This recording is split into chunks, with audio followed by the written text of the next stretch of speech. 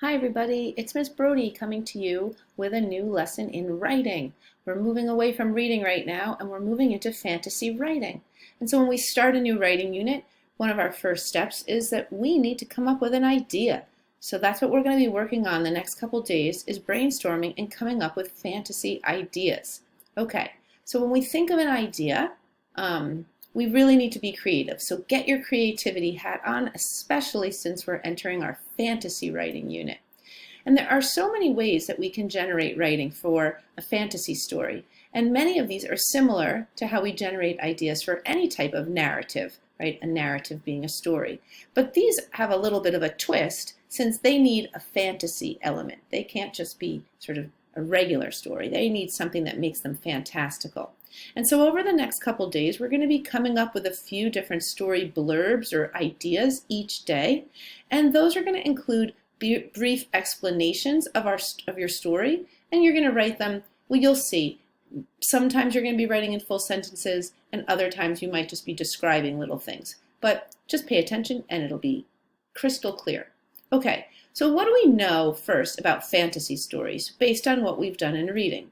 Well, we know our first lesson when we did reading was about the setting, is that the setting in fantasy is often very special.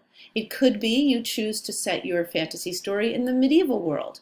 Maybe you want to have your fantasy story in the future. It could be right now, it could be sort of a present day story, but strange stuff happens, or you have talking animals or something. It could be sort of both worlds, maybe a normal world, like in The Lion, the Witch, and the Wardrobe when they're in London, and then they go off to Narnia where it's sort of fantastical. Or same with Harry Potter, right? When he's home with the Dursleys, it's sort of normal, but yet, when he goes off to Hogwarts, it's fantasy. Okay. We also learned that characters are often, but not always, but often going on a quest in a fantasy. That means they're looking for someone or something, or perhaps they're looking to get something back. So you might be thinking about what type of quest do you think your character might be going on? And when we talked about quests, we also mentioned that characters might have internal and external quests. They might have dragons, right? The real and metaphorical dragons that they're facing. So you might want to think, again, now that we're getting to be almost sixth graders, we want our stories to have a little bit more depth to them. So you might be thinking, what might your character be struggling with in real life, right, on the outside, and what might they be struggling on the inside? So that's their internal and external quest, or their real or metaphorical dragons. Also, we know that their problems are going to multiply, right? And while we might not be writing a huge novel, chapter, chapter, chapter, we do want a few obstacles that get in our character's way, right? So the problems multiply. And finally, we do want to be considering that our story should have some sort of theme, that all stories have them. And now that you're almost in sixth grade, your story also should have some sort of lesson that your character, and therefore the reader, learns. Okay, so today we're going to talk about our first technique, and it's sort of a really fun and creative one, at least I think so. The first technique is you're going to look at some fantastic images to gain inspiration. So, for example, here's one right now. So take a little look. What do you notice? Could you think about trying to write a story about this that has to do with this picture?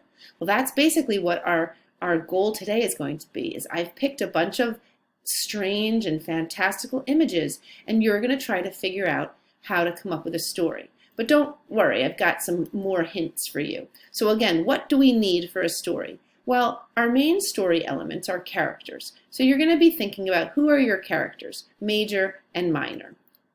Where is that setting again? Where and when? And how does it behave? Or what is it like there? Is it a joyful world, right? Again, it doesn't have to be dark and scary. It could be a happy world like Charlotte's Web, where it's just got talking animals going on. So, think about what the feel of your story is going to be and what the feel of your setting is. So we've got characters, setting, and obviously, again, we've got problems. What does the character want and what is getting in their way? And I've added this extra one here is with failed attempts or solutions, right? It's not just enough to have a problem and then we just go straight to the solution.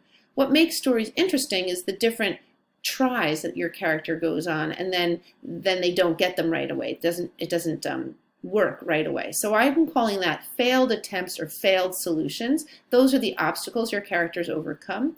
And then eventually you're going to want to get to your solution. But just like in Paper Bag Princess, it doesn't necessarily have to be a happily ever after. She doesn't go off with the prince and get married. So it doesn't have to be a happy ending, but there is a sort of solution or a resolution. Things get solved. And as I've mentioned before, you want to think about some sort of theme, hopefully, that your characters and therefore your reader should learn and grow. But again, we usually boil them down to character, setting, problem, solution. Okay, so when I was looking at this picture, this is the idea I came up with. So here's a little story blurb that I came up with, and this is what you're going to be doing with a variety of other pictures. So I said this is a world full of tiny fruit homes, and the people and elves who live in these fruits take on the characteristics of each fruit. And when they are fully grown, they can be up to 2 inches tall. Okay, so that's a little bit about the characters in the setting. And my main character, Alice Apple, discovers that there's a giant threatening her village's way of life, and she and her friends go on a quest, there's that quest, to fight the giant and help keep her village safe. So I can imagine the different sort of problems that Alice and her friends have to overcome on this quest, right? Those are going to be they're not just going to go look for the giant, find him, and in the end kill him and everything's fine, right? There's going to be some different things that get in their way, some obstacles. Okay. So let's just take a look, again, what we did here. I've got, this is a world full of tiny fruit homes. That's the setting. And the people and the elves, the characters who live there, take on the characteristics, and they can be up to 2 inches tall. I even started to think about some of the character traits. Alice Apple's going to be my main character. And again, she discovers that there's a giant threatening her village's way of life. That's the problem. And she and her friends go on a quest to fight the giant and help keep her village safe. Again, and those are going to be her many obstacles which lead to her eventual solution. And I've even started to think in my story that I think a possible theme, since I added that she's going on with her friends, is that when you work together, you can overcome anything. And that I can envision or imagine that Alice maybe has to save one of her friends, or one of her friends has to save her. And we're learning that together you can overcome anything.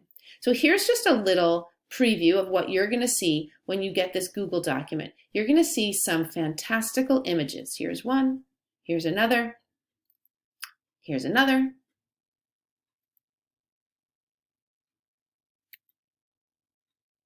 And that's basically what you're going to see. I'm going to show you right now the Google Doc that you're going to have, where it gives you the step-by-step with some of the pictures. And again, there's more pictures than I just showed you. And you'll see that next to each picture, there's a list of characters, setting, main problem, obstacles to overcome or their failed solutions, the eventual solution, what you're thinking a theme might be, and then you're going to write your little blurb or summary, right?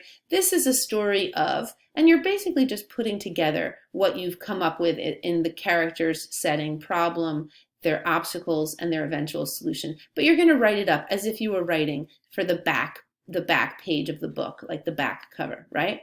Okay, so hopefully, again, you're starting to think, ooh, this one, maybe somebody can turn invisible, or there's some potion, or who the heck knows. That's what you're doing today. And you're not going to do the sort of, I don't know, I can't think of anything. You're going to push your brain and really try, okay? Here's a little chart that some of you maybe have seen in your language arts class before. And this is another way to think about creating a story idea. And that's your somebody wanted, but so, and then, right? Who's your main character? What do they want? What's the problem? The but, what's getting in their way? So, like, what do they do? How do they try to solve it? And then, and how do they resolve the story, right? So that idea of somebody wanted, but so, and then, that's one way you can write your blurb too. Like, Alice Apple wanted to defeat the giant, but he does, da-da-da-da-da, so she does da-da-da-da-da, and then finally in the end she defeats him by doing blah, blah, blah. That's what you're going to be doing, okay? So don't forget, one last little reminder, that this is fantasy. So really, anything goes. You can decide, anything can happen in your story. This is where you really are being encouraged to be creative, okay?